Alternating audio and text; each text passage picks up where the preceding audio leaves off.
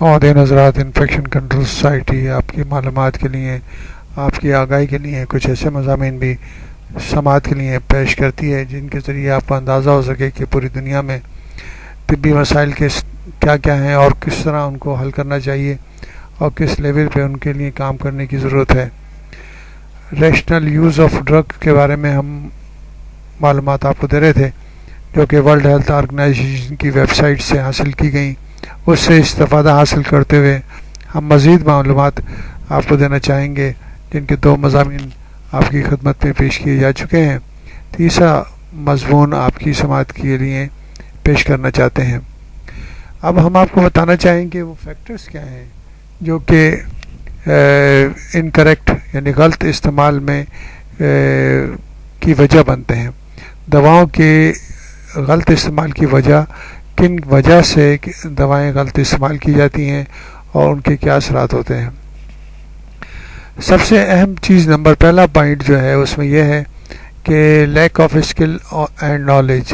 یعنی کہ جو معلومات ہیں اس کی دواؤں کے بارے میں ان کی کمی اور ان کے استعمال کے بارے میں جو معلومات لوگوں کو موجود ہیں وہ بہت کم ہوتی ہیں، جس کی وجہ سے غلط استعمال ہو سکتا ہے، جس میں سب سے اہم چیز یہ آ جاتی ہے کہ تشخیص جو ہے اگر صحیح نہ ہو۔ اگر کسی مریض کو بخار ہے اور بخار کے بعد فیور ہے اور اس کے بعد اگر جو پرسکرائبنگ شخص ہے یا ڈاکٹر ہے وہ یہ سمجھتا ہے کہ مریض کو ہو سکتا ہے ملیریا ہے یا وائرل انفیکشن ہے یا ٹائیفائڈ ہے، اب 3-4 یعنی کہ اس کے ذہن میں آتی ہیں باتیں کہ وائرل انفیکشن بھی ہو سکتا ہے، ملیریا بھی ہو سکتا ہے، ٹائیفائڈ بھی ہو سکتا ہے۔ اب اگر لیبارٹری ڈائگنوسس نہ ہو اور کلیئر یعنی کہ سائن سمٹم علامتیں موجود نہ ہو بیماری کی، تو ڈاکٹر کے لیے کافی مشکل پیش آ سکتی ہے کہ دواؤں کو دینے کے لیے، یعنی کہ مشکلات سامنے ہوتی ہیں۔ تو ان مشکلات کو حل کرنے کی کوشش نہیں کی جاتی، بلکہ کوشش یہ کی جاتی ہے کہ 3 یا 4 دوائیں ایک ساتھ دے دی جائیں، ملیریا کی دوا دے دی جائے، ٹائیفائڈ کی دوا بھی دے دی جائے، وائرل انفیکشن کو دور کرنے کے لیے بھی، اس کو حل کرنے کے لیے بھی میڈیسن دے دی جائے، یعنی کہ تینوں امراض جو ڈاکٹر کے ذہن میں ہیں ان کے لیے دوائیں دے دی جائیں اور ان میں سے کوئی نہ کوئی تو فائدہ کرے گی۔ اب یہ سب سے بڑا مسئلہ ہے، یعنی کہ جو دوا لکھنے والا ہے یا ڈاکٹر ہے اس کو اپروچ جو ہے اس کی نالج کم ہے اور اس کی تشخیص جو ہے وہ صحیح نہیں ہے، یا وہ کوشش ہی نہیں کرتے، ان کے پاس اتنا ٹائم نہیں ہے کہ اس کو کوشش کریں کہ مریض کی صحیح تشخیص کریں۔ جو گائیڈ لائنس موجود ہیں دواؤں کے استعمال کے بارے میں وہ بھی ڈاکٹرز تک نہیں پہنچتی، اور اس کی وجہ سے وہ مریضوں کو صحیح طور پر میڈیسن فراہم نہیں کرتے۔ اس کے علاوہ جو ہے بعض دفعہ مریض کا فالو اپ نہیں ہوتا، مریض ایک دفعہ آتا ہے اور میڈیسن لے کے چلا جاتا ہے اور اس کے بعد اس کا فالو اپ، بعد میں اس کے کیا اثرات ہوئے، کیا مسائل ہوئے، وہ مریض ٹھیک ہوا نہیں ہوا، تو وہ فالو اپ موجود نہیں ہوتا، مریض کے بارے میں پوری معلومات موجود نہیں ہوتی، جس کی وجہ سے انکمپلیٹ ٹریٹمنٹ رہ جاتا ہے۔ بعض اوقات ڈاکٹر جو حضرات جو ہیں وہ لٹیگیشن یعنی کہ مقدمے وغیرہ کے مسائل کے بارے میں وہ پریشان رہتے ہیں اور اس وجہ سے وہ زیادہ میڈیسن پرسکرائب کر دیتے ہیں، تو اس وجہ سے یہ میڈیسن جو ہے اس کا استعمال غلط ہوتا ہے۔ دوسرا پوائنٹ اس میں یہ ہے کہ فارماسیوٹیکل کمپنیاں بھی انیتھیکل پروموٹ کر دی ہیں دواؤں کے استعمال کو، ڈاکٹر حضرات تک جو گائیڈ لائنس ہیں وہ تو پہنچتی ہی نہیں، اور جو معلومات پہنچتی ہے وہ فارماسیوٹیکل کمپنیوں کے ذریعے پہنچتی ہے، ان کے ریپرزنٹیٹیو ڈاکٹرز کے پاس آتے ہیں اور وہ اپنی میڈیسنس کے بارے میں، اپنی دواؤں کے بارے میں مختلف اعداد و شمار پیش کر کے اور ڈاکٹرز کو مجبور کرتے ہیں کہ وہ ان کی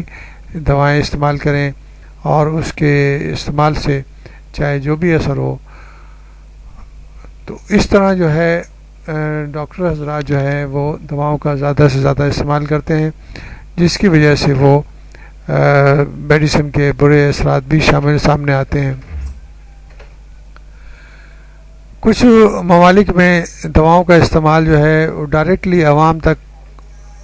ایڈورٹائزنگ کے ذریعے پہنچایا جاتا ہے، جس کی وجہ سے جو مریض ہیں وہ خود بھی دواؤں کا استعمال شروع کر دیتے ہیں، جس کی وجہ سے ان نیسیسری میڈیسن استعمال کی جاتی ہیں اور ان کے برے اثرات ہوتے ہیں۔ تیسرا پوائنٹ یہ ہے اس میں کہ زیادہ سے زیادہ فائدہ اٹھانا اکنامکلی۔ بہت سارے ممالک میں جو دوائیں بیچنے والے ہیں وہ دواؤں کو زیادہ سے زیادہ بیچنے کی کوشش کرتے ہیں اور over the counter medicine sale کی جاتی ہیں۔ انہیں یہ خیال نہیں ہوتا کہ اس طرح دواؤں کے بیچنے سے مریضوں پہ کیا اثرات ہوں گے اور ان سے مریضوں کے جو مرض ہیں وہ کس طرح مشکل حالات میں پڑ سکتے ہیں اور ان کے علاج میں دقت پیش آ سکتی ہے۔ تو اس طرح زیادہ سے زیادہ پروفٹ کمانے کے سلسلے میں زیادہ سے زیادہ دوائیں سیل کی جاتی ہیں اور اس طرح مریض جو ہیں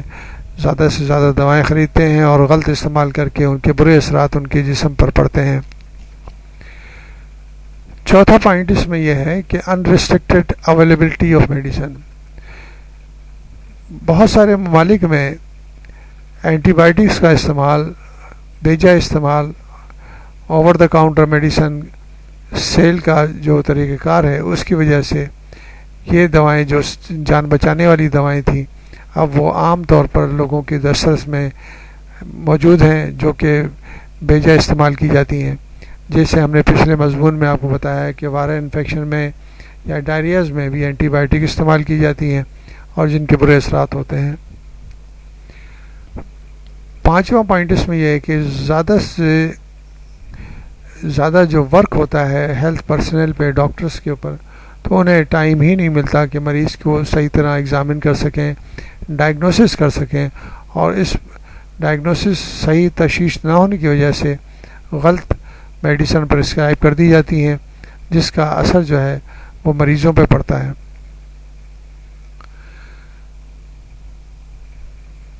سکسth پوائنٹ اس میں ان میڈیسن کے بارے میں ہے جو کہ بہت زیادہ مہنگی ہوتی ہیں۔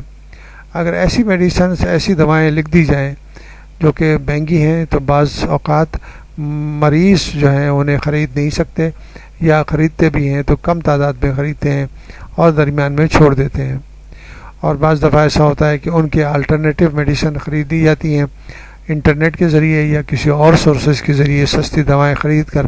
استعمال کر لی جاتی ہیں۔ لاسٹ میں ہم آپ کو بتانا چاہیں گے کہ اگر فارماسیوٹیکل کمپنی اور ڈاکٹرز کے اندر اگر کوآرڈینیشن نہ ہو اور نیشنل فارماسیوٹیکل پالیسی صحیح نہ ہو تو اس کے بھی برے اثرات پڑتے ہیں، جو کہ ورلڈ ہیلتھ آرگنائزیشن نے اس کی نشاندہی کی ہے کہ فارماسیوٹیکل پالیسی بہت ہی اہمیت رکھتی ہے، اس کو بنا کر دواؤں کا صحیح استعمال کیا جا سکتا ہے اور مریضوں کو مضر اثرات سے بچایا جا سکتا ہے۔